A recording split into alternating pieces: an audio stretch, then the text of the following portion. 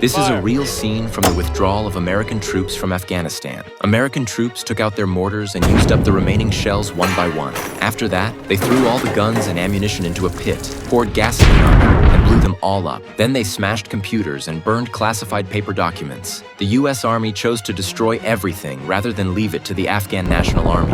After the cleanup, they approached Afghan officers and informed them of the impending withdrawal of U.S. forces. The Afghan National Army had been supported by the Americans for a long time, and it was only then that they realized they were just pawns in a much bigger game. The Afghan officers were heavy-hearted. They knew that once the U.S. withdrew, the Taliban would launch a massive counterattack. Without U.S. military support, they had no chance of fending them off. But the U.S. military explained that it was the decision of their superiors, and they had no say in the matter. Despite the grim situation, Afghan officers played music and held a farewell ceremony for the U.S. troops. Meanwhile, General Sadat, the supreme commander of the Afghan National Army, learned that the Taliban were closing in on the front line. He felt powerless and fearful. He didn't know how long he could survive without the protection of his American big brother. The next morning, U.S. troops lowered the flag at the base. 12 Navy SEALs then shook hands with General Sadat to say goodbye. Little did Sadat know at the time that just 3 months later, his government would be overthrown by the Taliban. As the last U.S. transport plane took off from Helmand Airport, the war in Afghanistan, which the U.S. launched in response to the September 11th terrorist attacks, officially ended. The war lasted nearly 20 years, cost $323.2 billion,